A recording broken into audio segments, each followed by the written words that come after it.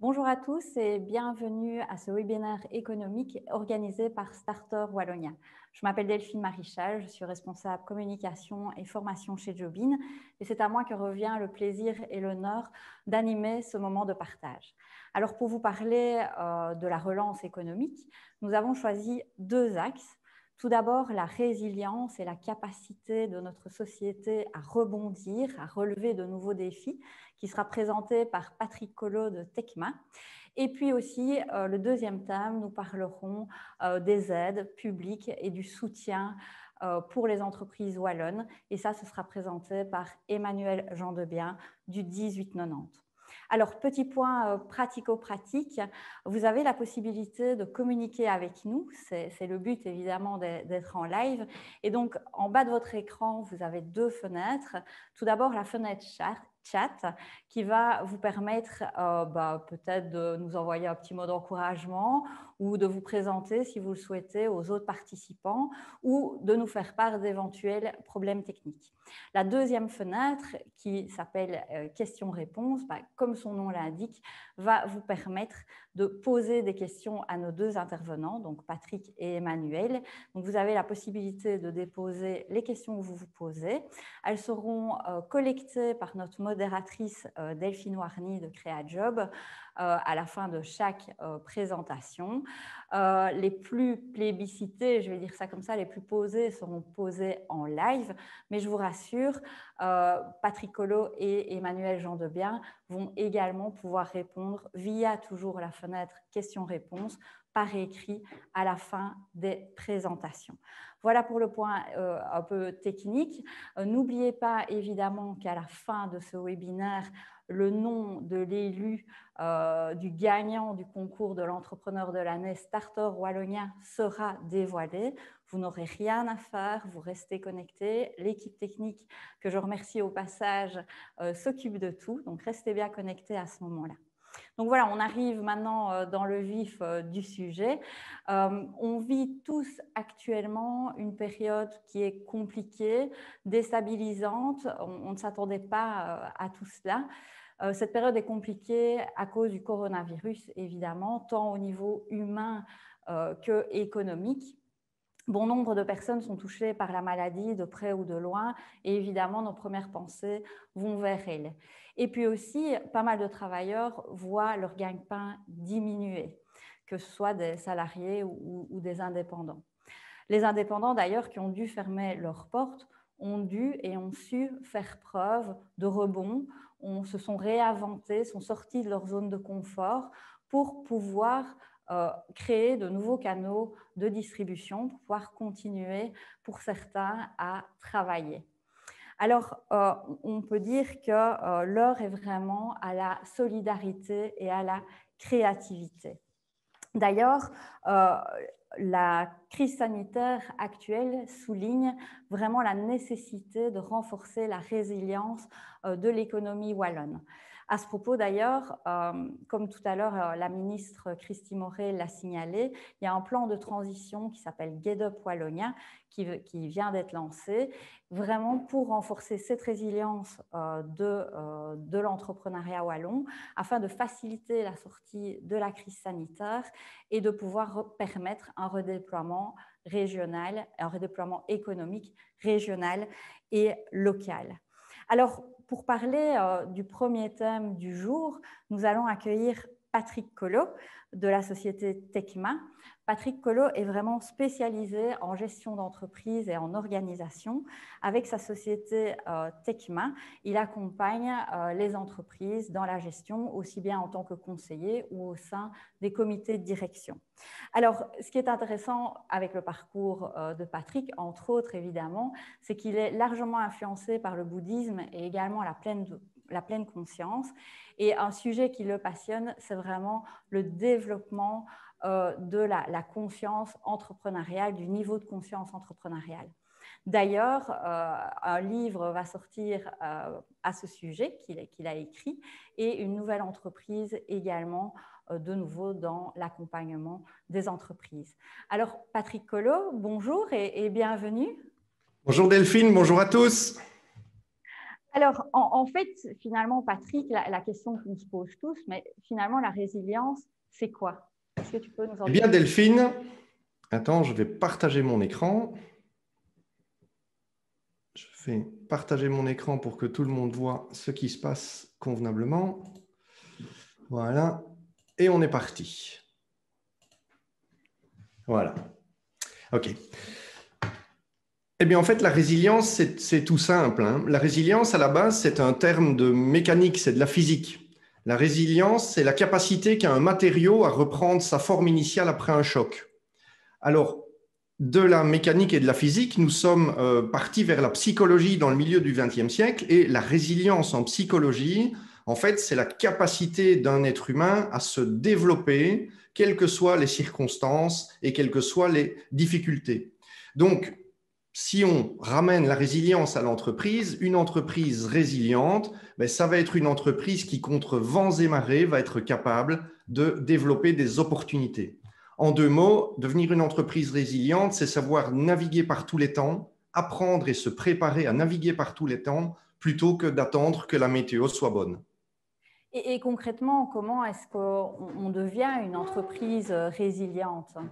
Alors, pour devenir une entreprise résiliente, d'abord, il faut bien connaître son marché. Donc, on ne va pas s'improviser résilient si on ne connaît pas son marché, si on ne connaît pas les risques qui sont dans l'environnement. Mais la résilience, c'est aussi une attitude fondamentalement qui est faite de conviction, de foi dans nos objectifs et de persévérance. Il ne va pas suffire d'être croyant, il faudra aussi être très pratiquant.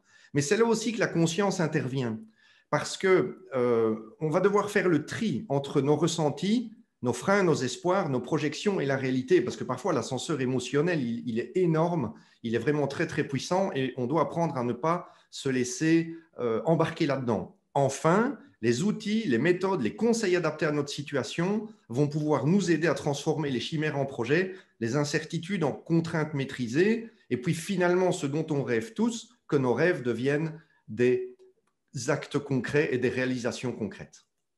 Mais est-ce que ça veut dire que nous avons besoin de traverser des crises pour devenir résilients? Mais non, on n'a pas besoin en fait de traverser des crises pour devenir résilient. Parce qu'en fait, on est tous créatifs. Quand on a l'esprit d'entreprendre, on est tous motivés, on a tous de grands rêves. Par contre, la grande force de la crise, c'est qu'elle ne nous laisse pas le choix. On doit bouger, on doit faire quelque chose ici et maintenant. Et le vrai problème en général, c'est qu'on n'a pas prévu ça, on n'a pas anticipé, on n'est pas prêt, que ça soit tactiquement, économiquement, on n'est pas prêt. Dans une vie normale, les choses, elles bougent tout le temps, mais jamais aussi vite que quand il y a une crise. Et on se dit, quand la vie suit son cours, que on innovera la semaine prochaine ou quand on aura 2, 3 jours. Et puis, quand notre affaire fonctionne, pourquoi se remettre en question? Donc, en fait, la crise, elle nous empêche d'être paresseux. Elle nous pousse. En plus, beaucoup d'entrepreneurs, beaucoup d'artisans, ils sont super spécialisés dans leur métier. Mais quand on parle de prospective, de stratégie, de se positionner, ils ne sont pas à l'aise. Et c'est bien normal. Et donc, faire les choses dans lesquelles on n'est pas à l'aise, il faut un peu d'inconfort, on doit être un peu poussé à l'action. Heureusement, il y a plein de structures, il y a plein de conseillers qui peuvent les accompagner. Est-ce que ce n'est pas une vision un peu romantique ou bisounours que tu nous présentes là? Mais en fait, pas du tout, parce qu'effectivement, la crise, pour l'instant, telle qu'on la connaît, elle cogne très fort, elle laisse plein de gens sur le carreau, il y a des drames humains, il y a des drames économiques, il y a de tout. Et effectivement, il ne faut pas rêver des crises pour se tester, etc. Pas du tout. Une crise, on doit la subir, on doit la traverser, et on va être mal pendant la crise. On doit aussi accueillir ça et l'accepter. La question, c'est pas de jouer au bisounours, tout va bien, etc., ça va bien fonctionner. Non, la question, c'est de prendre la crise à bras-le-corps et de se poser les bonnes questions. Et les bonnes questions, c'est comment est-ce qu'on va pouvoir traverser cette crise? Comment est-ce qu'on va pouvoir la transformer en matériaux de construction? Et avant tout, comment continuer à fonctionner et à y croire en mode dégradé dans les moments où tout se dérègle. Voilà. Au-delà des réelles difficultés auxquelles on doit faire face, on doit toujours continuer de croire qu'il y a toujours une voie, il y a toujours un moyen, une opportunité, il y a toujours une main tendue. Parce que, encore une fois, le confort, c'est notre pire allié. Le confort, il ne nous aide pas à nous remettre en question. Et en fait, entre le confort qui nous rend paresseux et l'inconfort qui nous botte les fesses un peu, eh ben, le curseur, il bouge toute notre vie. Et l'idéal, c'est devenir résilient en tant qu'entreprise, c'est de prendre en main ce curseur et de prendre le contrôle sur notre vie.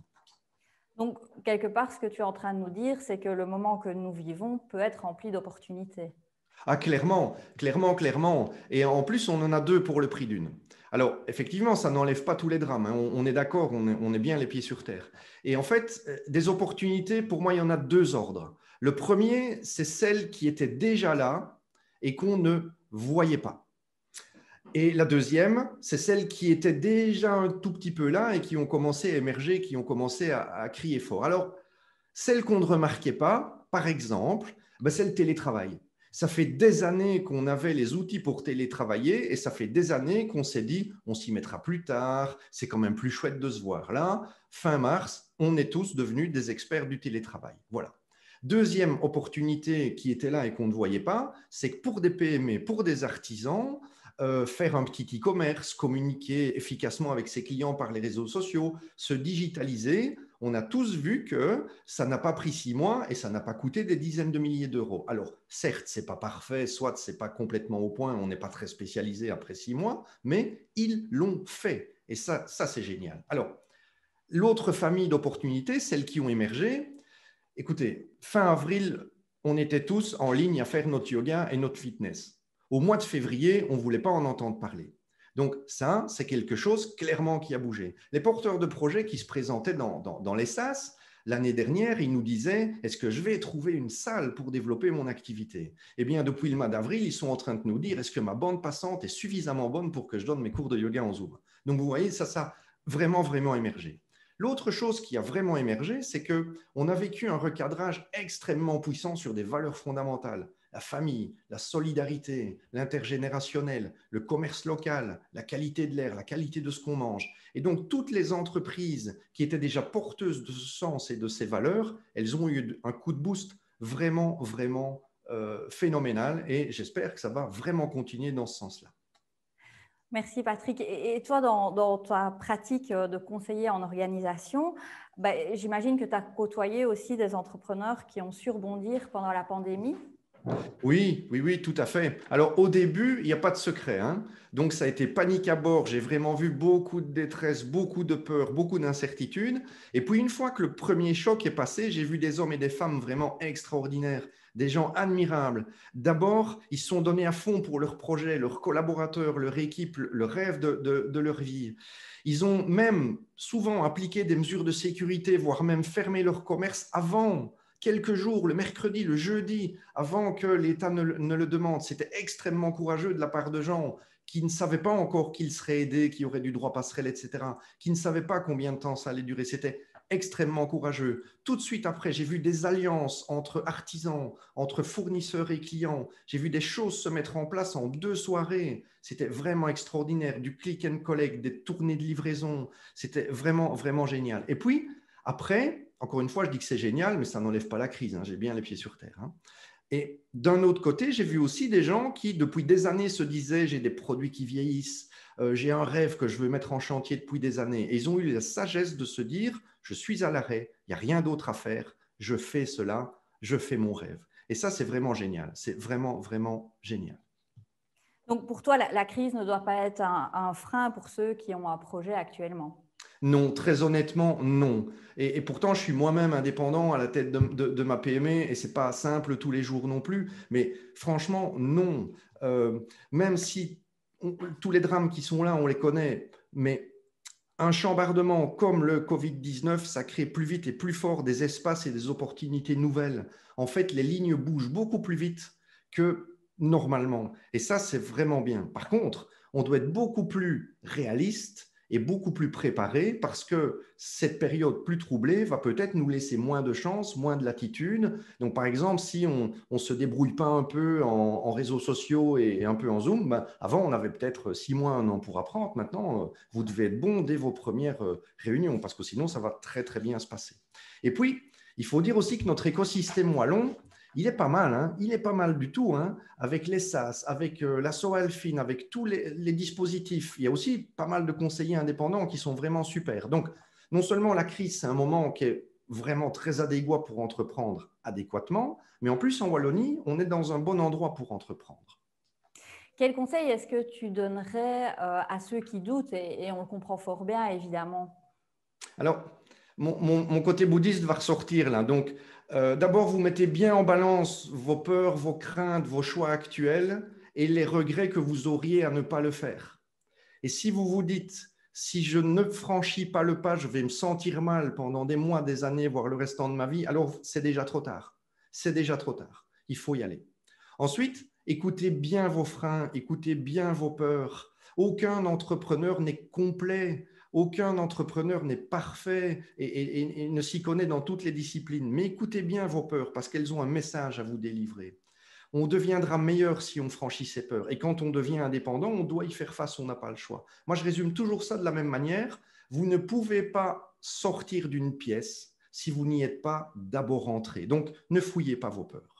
Enfin, découvrez tout le potentiel qui est en vous. Nous sommes tous des êtres uniques et extraordinaires, mais on ne va pas pouvoir se développer tout seul. Faisons-nous aider, faisons-nous encadrer, parce que notre obsession, notre passion pour un métier ou nos préjugés ne prouvent pas du tout qu'il existe un marché.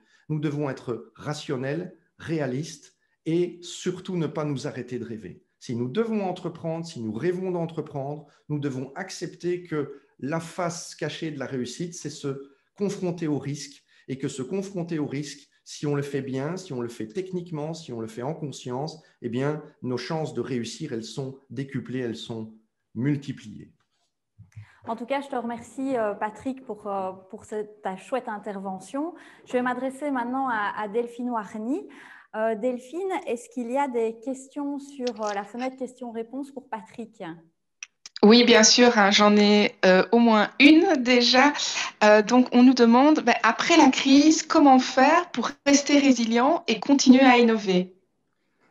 Eh bien, tout simplement, on s'entraîne. Tout simplement, on s'entraîne. Et donc, il y a certaines techniques qui existent déjà. Donc, on peut simplement continuer. Attendez, je vais arrêter le partage parce que ce sera mieux pour tout le monde. Voilà. Donc, en fait, il y a même des entreprises qui programment l'innovation, tout simplement. Donc, arrêtez le partage. Voilà. Il y a nouveau partage. Attendez, comme ça va être fait. Le partage. On sait les aléas du direct. Hein. Ouais, voilà, c'est les aléas du direct. C'est bien la preuve qu'on est en voilà. direct. Après, si le technicien peut venir le faire, parce que moi, je ne parviens pas à le faire. Voilà, comme ça, le message est passé. Donc, en fait, être résilient, c'est un état d'esprit. Et donc, un état d'esprit, ça ne se décrète pas. Il est super, il fait ça super bien. Et on le voit un peu. Oui, on a un moi, technicien merveilleux, un chouchou. Voilà. Donc, voilà. Donc, il y a des outils, il y a des méthodes, mais on doit aussi faire de la veille, simplement. Donc, on doit sortir de chez soi, on doit aller sur des foires, on doit se renseigner, on doit faire tout ça. Et on doit tout le temps avoir envie, y croire. C'est vraiment ce que j'ai dit dans la présentation. Y croire, avoir des idées, voir ce qui se fait à l'extérieur. Ça, c'est vraiment, vraiment l'idéal. Super, merci Patrick. On règle le petit souci technique. Delphine, est-ce qu'il y avait une autre question? Mais je peux poser une dernière question. C'est comment peut-on aider nos équipes, pour ceux qui ont une grosse équipe ou qui sont accompagnés dans leur travail, à adopter une attitude résiliente? Mais d'abord, il faut faire face. Donc, c'est-à-dire, il faut écouter. Il faut écouter vraiment activement ce que les collaborateurs ont à dire parce que chaque peur, chaque crainte, elle est fondée. Vous savez, si vous avez des petits-enfants et que vous êtes à l'âge des terreurs nocturnes et que le gamin vous dit « Maman, il y a un monstre sous le lit », tout le monde sait qu'il n'y a pas de monstre sous le lit. Mais si vous venez et que vous dites à votre enfant « Il n'y a pas de monstre sous le lit, maintenant tu redors », vous savez comme moi qu'il ne redormira pas. Et donc, si vos collaborateurs ont des peurs, s'ils ont des craintes, il ne faut pas leur dire que c'est de la bêtise, que ça va passer, etc. Ça ne marche pas.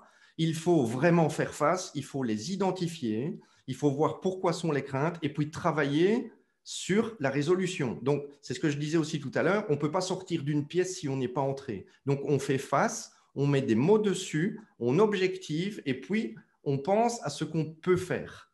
Il faut toujours qu'on fasse une différence entre les faits, en fait, ce qui nous arrive, ce que ça nous fait, notre ressenti, parce que nous voyons le monde pas d'une manière objective, nous voyons le monde à travers nos ressentis, et puis tout de suite derrière vient l'attitude résiliente. Bon Dieu, qu'est-ce qu'on va faire avec ça? Ok, super. Merci beaucoup, Patrick. J'imagine qu'il y a peut-être d'autres questions, mais comme je vous le rappelle, ben voilà, on a un timing. Allez sur le chat. Donc Patrick va vous rejoindre, non pas sur le chat, mais sur la fenêtre sur le question-réponse. Donc en tout cas, tout grand merci, Patrick, et au plaisir de te voir en vrai bientôt. Voilà, à bientôt. Alors, pour nous parler maintenant du deuxième thème du jour, qui est le soutien public pour les entreprises wallonnes, nous allons accueillir Emmanuel Gendebien du 1890. Alors, le 1890, c'est vraiment la porte d'entrée, la fenêtre, si on peut dire, de toutes les informations, de toutes les aides qui existent en Wallonie, sont réunies sur le 1890.be. Alors, Emmanuel, bonjour et bienvenue.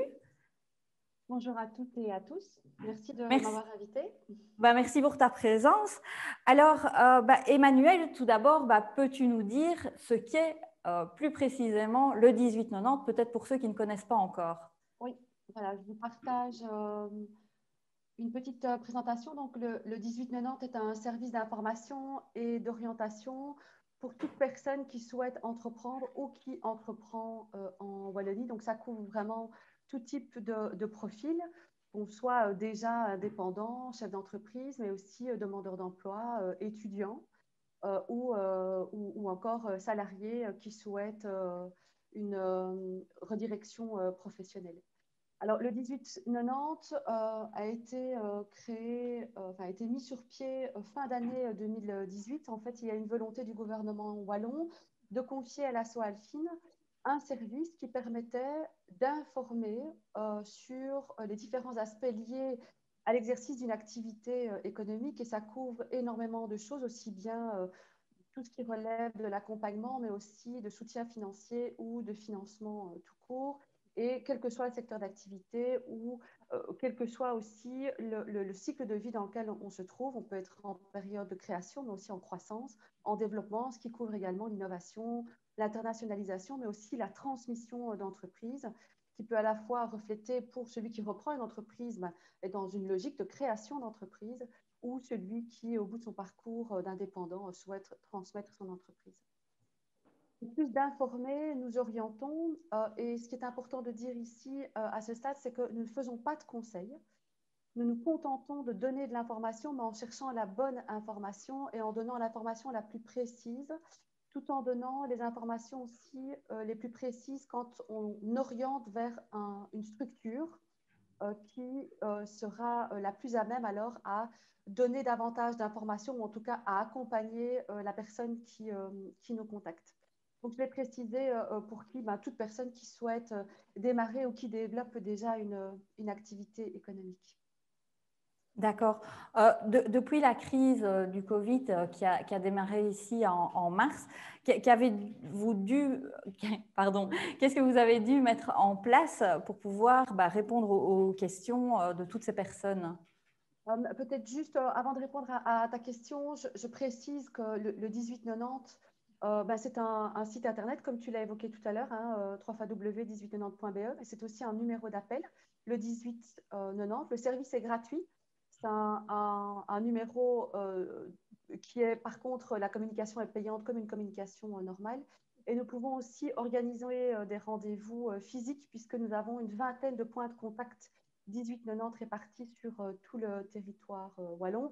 Et juste préciser qu'en termes de fonctionnement, voilà, à la base, c'est une équipe de 7 personnes qui répond au téléphone, mais qui se forme au quotidien.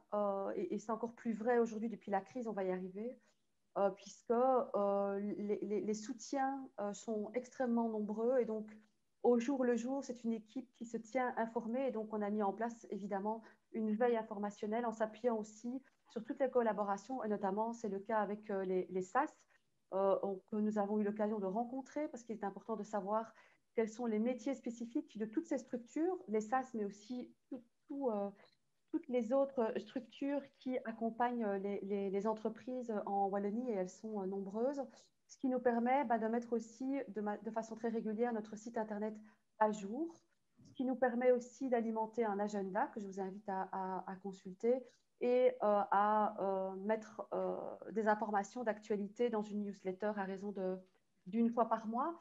Et je dirais qu'en termes de fonctionnement, notre objectif est vraiment d'être à l'écoute de la personne qui nous contacte pour pouvoir bien répondre à son besoin. On répond de façon tout à fait neutre, on n'a rien à vendre pour autant qu'on réponde aux besoins de l'entreprise, et c'est vraiment notre souhait.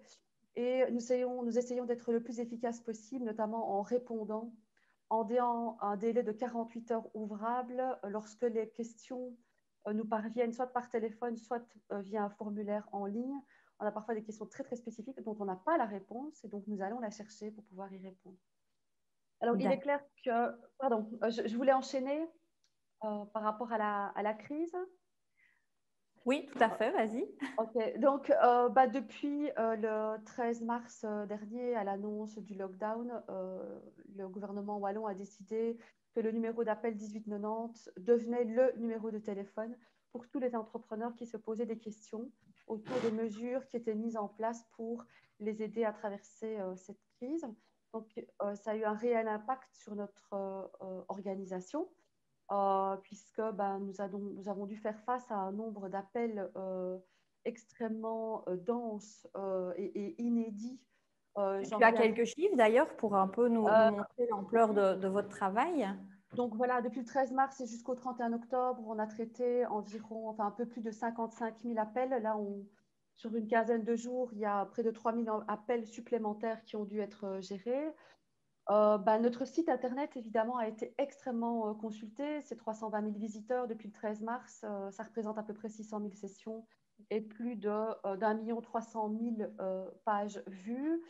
Je dirais que notre capacité à réagir a fait que très vite, on est devenu, en tout cas pour la Wallonie, un élément de référence en matière d'information, puisque nous sommes en liaison directe avec les parties prenantes officielles pour garantir la fiabilité de ces informations. Donc, on est en lien direct avec le fédéral, avec le régional, pour à la fois mettre à jour notre site, mais aussi informer et donc former l'équipe. Il faut savoir que l'équipe élargie, donc au départ, on est 8 personnes avec moi, on est passé de 8 personnes à 50 personnes. C'est qui, en fait, ces 40 autres personnes? Ce sont des collègues de l'asso Alfine qui ont prêté main forte, qui ont vraiment relevé leurs manches, qu'on a dû former. Tout ça dans un contexte de télétravail aussi pour l'équipe de la Alfine. On a dû mettre en place un nouveau central téléphonique puisqu'on a géré des milliers d'appels par jour. Là, on en avait des dizaines au quotidien durant notre année normale 2019. On a mis en place aussi un système de communication avec tout le pool de ses collègues via l'application WhatsApp, tout simplement. On a fait preuve de flexibilité puisqu'on a ouvert plusieurs week-ends. On a élargi nos plages horaires quand ça a été nécessaire. Là, aujourd'hui, on revient à quelque chose de normal puisqu'on ouvre notre centrale téléphonique à partir de midi, ce qui nous permet le matin de traiter toutes les demandes par écrit, ce qui permet aussi le matin de prendre connaissance des nouvelles directives. Voilà, depuis lundi, pour ceux qui ne le savent pas encore, il y a une nouvelle prime wallonne qui a été mise en place pour les secteurs toujours à l'arrêt ou les secteurs de l'ORECA. Ce sont des dispositifs qui demandent une prise de connaissance par rapport aux critères d'éligibilité, etc. Parce que les gens nous téléphonent pour avoir des informations par rapport à ces nouvelles demandes. Et donc, on doit être informé. Et donc, c'est une mise à jour qui se fait de façon continue et que nous relayons aussi, évidemment, au niveau de nos réseaux sociaux. On a élargi augmenter le nombre de posts sur nos réseaux sociaux, que ce soit Facebook, Twitter ou LinkedIn. Si je peux me permettre d'intervenir, c'est Delphine, la modératrice. On voit toujours ta première slide. Donc, je ne sais pas si le souci se passe de ton côté, mais comme ça, tu es prévenu. Mais je pense que tu transmettras ton PowerPoint à tous les participants par la suite. Hein. Là, vous si le problème ne peut pas être… Non. Ah, alors, Arrêtez le partage maintenant. J'arrête le partage? Oui, tu peux arrêter le partage. Ok, c'est dommage. Ok. Oui. Voilà, on te voit comme ça. Merci en tout cas, Delphine Warny. Quelles sont finalement les questions les plus fréquemment posées au sein du 1890 et quelles sont les solutions? J'imagine que c'est une question aussi que les personnes se posent. Oui, alors il y a énormément, évidemment. Que ce soit le gouvernement fédéral ou régional, ont mis en place pas mal d'aides. Alors, il y a un phénomène que l'on observe depuis le début, c'est que les questions que nous recevons au niveau du 1890 sont complètement en cohérence avec l'actualité. C'est-à-dire que le gouvernement fédéral a annoncé il y a 15 jours des mesures de reconfinement. Ben voilà, on reçoit énormément de questions sur quelles sont les nouvelles modalités. On a lancé, la plateforme du SPOE est en ligne depuis lundi pour ces nouvelles primes que je viens d'évoquer. Eh bien, on a énormément de questions autour de ces primes. Il y a des nouvelles mesures ou des précisions par rapport aux droits passerelles. On a des questions qui relèvent du droit passerelle. Et donc, on est vraiment en cohérence par rapport à l'actualité. Alors, les aides sont nombreuses. Je ne vais pas pouvoir les lister toutes. Je dirais que voilà, je viens de parler de nouvelles primes wallonnes et je peux peut-être y revenir après s'il y a l'une ou l'autre personne qui ont des questions plus spécifiques. Il y a aussi, parce qu'on sait que la crise n'est simple pour personne et qu'il y a des entreprises qui sont en difficulté. Il y a des dispositifs qui ont été mis en place aussi, et je pense notamment au programme Réaction de la SOGEPA. Alors, je ne vais pas rentrer dans le détail, encore une fois, je peux relayer les informations en vous invitant à aller sur la page d'accueil du 1890. Vous allez retrouver toute une série d'articles qui sont mis en évidence, et notamment particulièrement un que je vous invite à consulter, qui est vraiment une boîte à outils qu'on a mis en place et qui donne des informations sur toutes les aides fédérales et régionales spécifiques à la crise Covid. Peut-être faire un petit point sur tout ce qui relève de l'accompagnement, parce qu'il est vrai que si on a besoin de soutien financier, et je peux parler aussi du prêt ricochet pour renforcer la trésorerie des indépendants, qui est un dispositif qui a été aussi mis en place dans le contexte de la crise, il n'en demeure pas moins que l'accompagnement reste fondamental au-delà de ces aides financières. Et donc, il ne faut pas minimiser cette étape d'accompagnement, parce que c'est par cet accompagnement qu'on peut, au-delà du fait quand on est en situation de création, de challenger son projet. Si on est déjà indépendant et qu'on veut bénéficier d'une aide supplémentaire auprès de sa banque ou d'un levier financier comme le prêt ricochet que je viens d'évoquer, c'est très important de se préparer, de monter des bons dossiers. Et ça, il n'y a rien à faire. Le métier de l'accompagnement est essentiel. Et là, alors, il est clair qu'il y a évidemment les SAS pour des profils qui sont bien spécifiques. Mais je vous invite sur le site du 1890. On a mis en place un guide interactif qui vous pose 3 questions. Et on sait que l'accompagnement est spécifique et est lié aussi au profil que vous avez au départ.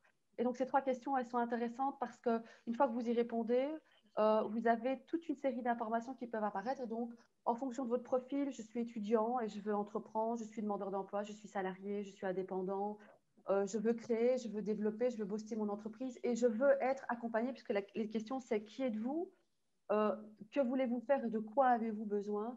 Et ça vous permet déjà de trier toute une série d'informations plus spécifiques. Et nous restons évidemment disponibles par téléphone aussi. Mais ce guide interactif peut déjà vous aider à y voir plus clair. Ok, super. Merci beaucoup en tout cas Emmanuel pour la clarté de tes explications. Je vais me tourner maintenant vers Delphine Warny. Delphine, est-ce qu'il y a des questions? J'imagine qu'il y en a beaucoup pour Emmanuel. Alors, effectivement, déjà, une des premières questions qui nous a été posée, c'est vers qui se diriger pour être aidé en cette période de crise? Alors, en fait, il n'y a pas qu'une seule réponse. En fonction du profil de la personne et de son besoin, les réponses peuvent être variées. Avoir un comptable est précieux en ces temps-ci, et donc Si vous en avez déjà un, je pense qu'il peut vraiment être un très très bon allié pour vous aider à traverser la crise et voir quelles possibilités financièrement parlant vous pouvez encore prétendre.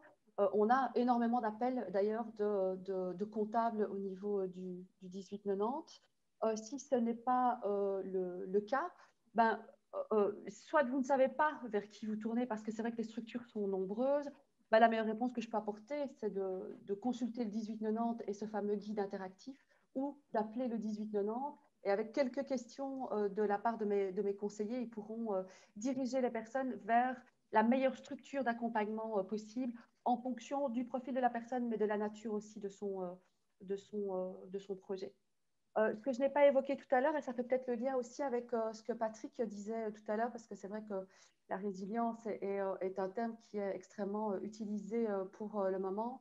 En termes d'accompagnement, ce qu'on a essayé de mettre en place aussi au niveau du 1890 et porté par la SOALFIN, ce sont des vidéos qui traitent justement de la résilience au travers de plein de témoignages d'entrepreneurs qui partagent en fait leur expérience en expliquant comment ils ont traversé la crise. Alors sur le site du 1890, on a ajouté un module, c'est un peu les trucs et astuces, mais en version vidéo, sur lesquels vous allez retrouver ces vidéos dont je vous parle, mais pas seulement.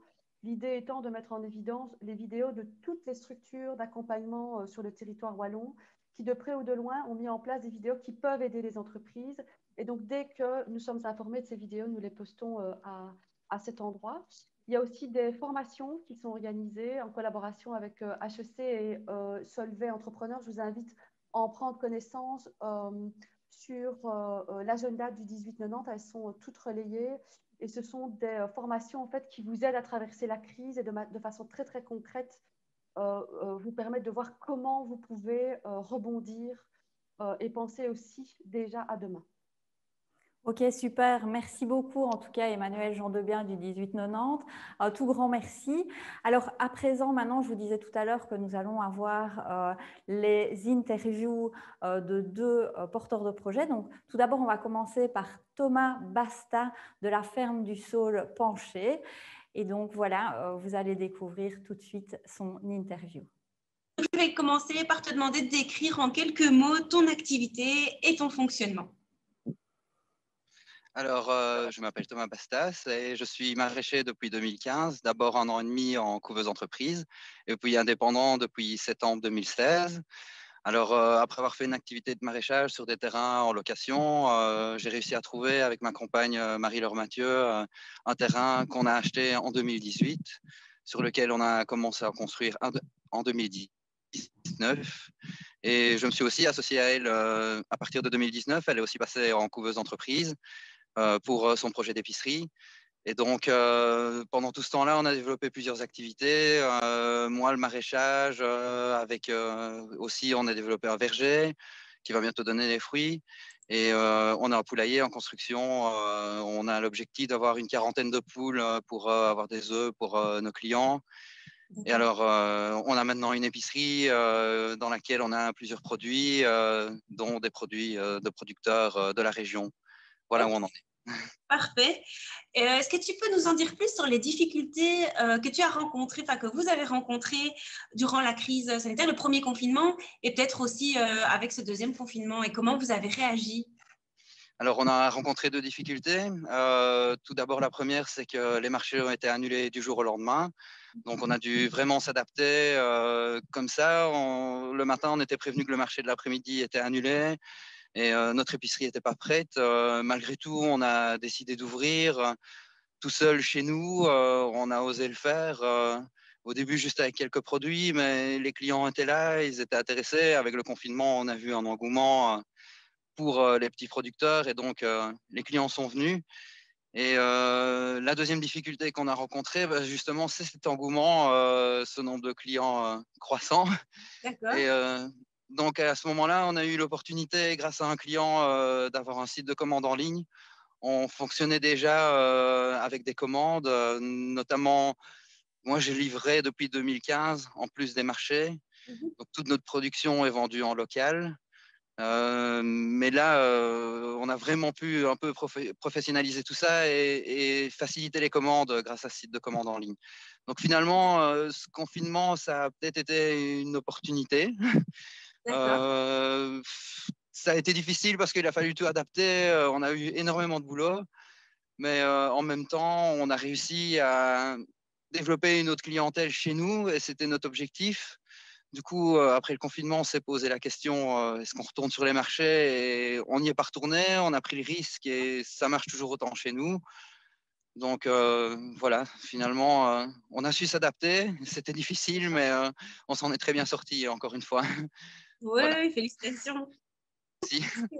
Comment vous envisagez les mois à venir? Qu'est-ce que vous voulez encore mettre en place? Est-ce que ça vous a poussé peut-être à entreprendre encore différemment, à vous projeter dans d'autres projets? Mais en tout cas, là, on continue toujours la construction du hangar bioclimatique. Il n'est pas fini. Oui. Il est plus ou moins au point. On s'est travaillé dedans, mais c'est loin d'être terminé. Et alors, dans les projets de développement, moi, j'avais dans l'idée de développer les plantes médicinales dans les années à venir. Et finalement, avec tout ce qui se passe pour le moment, on voit aussi un engouement pour ça. Donc, on va développer ce volet-là. Et pour répondre à la difficulté du nombre de clients croissants qui risque de revenir au deuxième confinement, Oui. ils étaient partis au déconfinement plus ou moins. On a gardé une clientèle, mais plus stable. Là, on a peur d'un nouvel engouement et on va voir comment on gère ça, notamment en priorisant les habitués. On va peut-être privilégier leurs commandes et dire qu'ils commandent absolument en ligne. On connaît de toute façon leur nom et tout ça. Donc, voilà. Ok, Donc, voilà où on en est pour le moment. parfait, beau bilan.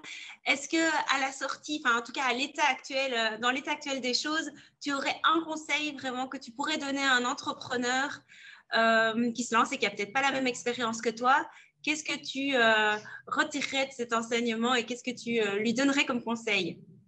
Mais un entrepreneur, moi je dirais qu'il doit oser parce que si c'est pour faire quelque chose qu'il aime, il va de toute façon cultiver ses valeurs et il pourra en récolter que des fruits d'autant plus beaux.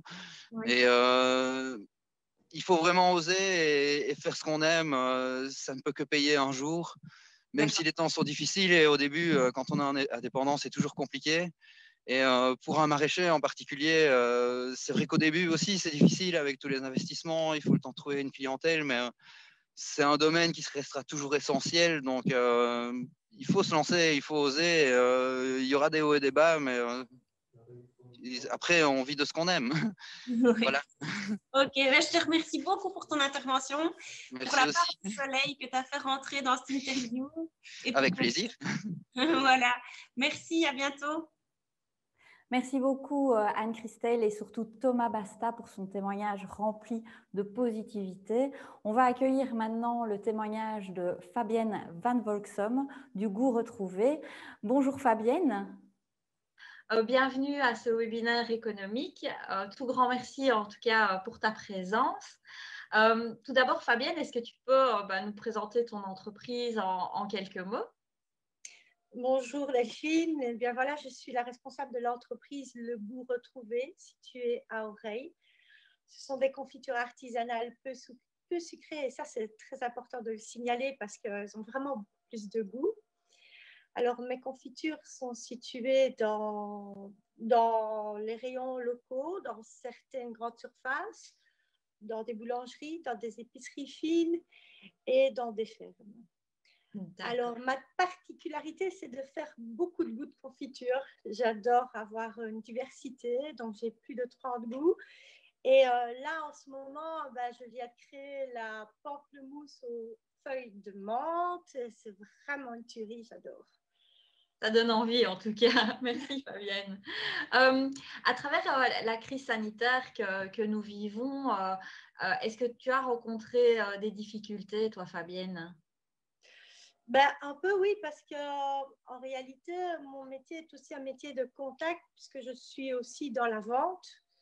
Et je n'avais pas la possibilité de pouvoir voir en visu d'éventuels revendeurs de mes confitures. Donc, voilà, là était la difficulté. Donc, ça a été compliqué pour toi d'augmenter ton nombre de points de vente, quoi. Oui, augmenter mon nombre de points de vente, c'était difficile. Par contre, tous mes points de vente ont vraiment beaucoup plus vendu mes confitures. Donc, ça, c'est un point positif. Et comme ça, je reste au même chiffre d'affaires, si pas plus. Ah, ça, c'est une bonne nouvelle. Qu'est-ce qui a dû changer, du coup, pour ton entreprise par rapport à cette période? Me réadapter. Donc, le temps passé à la prospection, je l'ai plutôt passé à la création, donc c'est pas plus mal. Donc, créer de nouveaux goûts et puis j'ai aussi engagé du personnel pour m'aider. Donc, une solution pour m'alléger le travail aussi. C'est très bien, super. Si tu devais donner un conseil aux personnes qui nous écoutent et qui ont peut-être envie d'entreprendre, qu'est-ce que tu leur dirais? De croire à fond à votre projet, de réinventer, de vraiment, si vous aimez ce que vous faites, il faut vraiment foncer. Voilà. Et peu importe les circonstances. Et peu importe les circonstances, c'est ça. Toujours rebondir comme tu l'as fait. Oui. Comment est-ce que tu vois justement les mois à venir? De la création, m'entourer d'aide physique, prospecter de nouveaux points de vente quand il y aura un creux de vague. Et le but pour moi, c'est pas de m'enrichir, de vraiment m'agrandir, mais surtout de me sentir bien dans ce que je fais, de vraiment équilibrer le côté travail et le côté vie privée. Donc, voilà. Ça, c'est important pour toi. Oui. Si on se plaît dans sa vie, on se plaît dans son travail et inversement. C'est super, c'est un très beau message en tout cas. Merci beaucoup Fabienne pour ta participation. Je te souhaite vraiment beaucoup de succès pour la suite et au plaisir peut-être de se recroiser en vrai. Merci beaucoup Fabienne. À bientôt. Au revoir, à bientôt, merci. Merci Fabienne en tout cas pour ce témoignage et d'avoir partagé un petit bout de ton histoire avec nous. Mais voilà, on arrive tout doucement à la fin de ce webinaire. Donc, je vous le rappelle, le nom du gagnant au concours de l'entrepreneur de l'année Starter Wallonia va vous être dévoilé. Surtout, vous ne touchez à rien. La super équipe technique s'occupe de tout. En tout cas, ce que je voulais vous dire, c'est un grand merci au nom des 12 structures d'accompagnement que forme Starter Wallonia. Un tout grand merci pour votre présence et votre participation au niveau des questions. Je vous souhaite en tout cas à tous une belle journée, une belle continuation, pourvu que tout aille bien pour vous en tout cas. Merci et à bientôt.